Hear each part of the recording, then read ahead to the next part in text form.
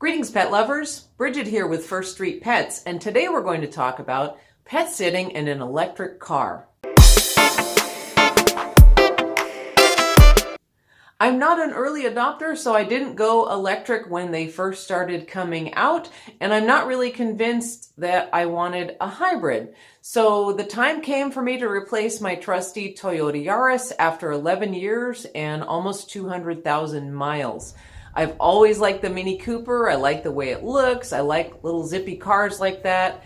And so when the time came to purchase a new car, I looked into that. And when I found out they had an electric version, that seemed really interesting to me. I probably wouldn't have gone all electric if I didn't have another vehicle. I have my truck, which I use to haul things and pull the horse trailer. So if I needed to go a long distance all at once, I could use it. So I decided to go all electric rather than going for a hybrid, which might be more practical for you if you only have one vehicle. As I mentioned, I have always liked the Mini Cooper and wanted to have one, so that's why I went this way. But before making my final decision, I did research all the other electric vehicles currently available, and I would suggest that you do the same if this is something you are considering. There's quite a few out there, like the Nissan Leaf, the Chevy Bolt, and a variety of others, and of course the Tesla. They come in a variety of price ranges and features. Obviously, the Tesla is on the more expensive side, but has a crazy amount of features like self-driving and adapted cruise control. And if you want all the bells and whistles and you can afford it, that might be one to go for. However, one of the less expensive ones, like the Hyundai or the Nissan, can be really fun to drive. They serve your purposes and they have a really good range too, actually longer than the Mini Cooper. I've always been a Toyota fan, so I considered the hybrid RAV4, but again, since I have a truck, I didn't really need another large vehicle. But as I mentioned, if you only have one vehicle, something like that might be more practical for you. Buying an electric vehicle can take a little time because they're such a hot item right now. I actually had to pre-order mine and wait about 6 months before I could receive it. The cool thing about that was I was able to go online and design it exactly the way I wanted. So if you are thinking of getting an electric vehicle for your pet sitting business or just for personal use, you can do the same. I only had to make a $250 deposit, so that way if I changed my mind by the time the vehicle was made, they would just sell it to someone else and I would just lose my deposit. So I kind of like that. It's like a really long cooling off period to make sure that you're not making a snap decision and this is really what you want to buy. So let's get to it. What is this vehicle like driving while doing pet sitting every day? After a slight learning curve, it was very easy to drive. It's responsive, it's a lot of fun, and it is comfortable. It has a surprising amount of room in the back. I put the seats down like I did with my Toyota. The back seats in any small car are going to be tiny. So since I'm transporting dogs and cat carriers and other things, I just put the back down. Now it also has this nifty little compartment under the hatch where you can put leashes and other supplies that you don't want sitting on the seat or rolling around on the floor. I've had the car for about 2 months, so I do have some good data on how well it's working out for me. Now, I've been driving an average of about 30 miles a day. I try to keep my visits pretty close to home to maximize efficiency. Gas or no gas, I don't want to spend a lot of time on the road. So all of my pet sits are close to home and usually only 5 or 10 minutes apart with a few exceptions. Now I do also drive out and feed my horses twice a day, so that also adds some mileage. And it's about an average of 30 miles a day. The Mini has the shortest range of all the electric vehicles that I'm aware of. It's only 100 miles.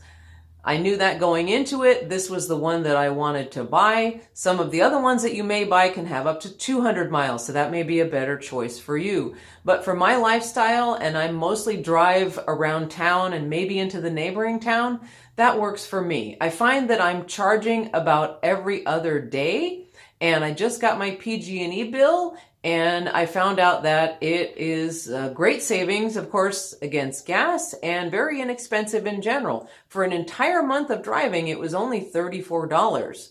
and that's driving and pet sitting every day. So when I did the math, it was about 3.5 cents per mile. So pretty good deal so far. It should be even cheaper next month because I signed up for PG&E's EV program. Wherever you are watching or listening from, there's probably a program with your local utility company. Because they want people to buy electric cars, there are incentives. So by signing up for that, you're telling them that my electric usage is for charging my car, and they will advise you to charge it in the middle of the night. So I just set a timer to charge it after midnight. So what's it like driving around all day to pet sits in an electric vehicle? Well, it's a lot of fun. It's a new experience. It's very quiet. It drives very differently. It's kind of like a go-kart. You push the pedal and you just go. There's no starting up engines. There's no waiting for it to warm up or anything like that. It's a whole new experience. What's it like charging my car? So I charge it at home roughly every other day, maybe every other day if I've done an exceptional amount of driving, but that's rare. And it's certainly not all the way drained after 2 days. I just like to keep it topped off in case I need to do a longer drive. I don't want to be down to, say, 20 or 25 miles. I have a home charger that plugs in to the outlet where my dryer is, and that works for me. There are other kinds of units that you can hardwire or that you can install outside. It takes about 4 hours at home on this type of charger for my car to charge up fully. So when I'm done for the day and it needs a charge, I just go ahead and pull it into my garage, plug it in, and when I get up in the morning, it's ready to go. One thing you might think about is if you do overnights. I no longer do overnights because it's just too much for me working all night and all day as well. I only do daytime visits at this point in my career. But if you do overnights, this could be an issue because you need to have like a 4-hour time slot to charge your car, and it's cheapest in the middle of the night. So are you going to get permission from your clients to plug in? Do they have an electric car so you could plug into their adapter at the house? This is something to consider if you do a lot of overnights and live in pet sitting. Another option are the public chargers, which are now more widely available. And some of these chargers are fast chargers, which means they will give you a full charge in less than an hour. I experimented with one in my area outside of the local grocery store and McDonald's, and I found that it charged my car mostly within half an hour and completely within an hour. So with these, you just download an app, provide payment information, plug in, and just read a book or something while you're waiting for it to charge. Prices vary because they are set by the owners of the equipment.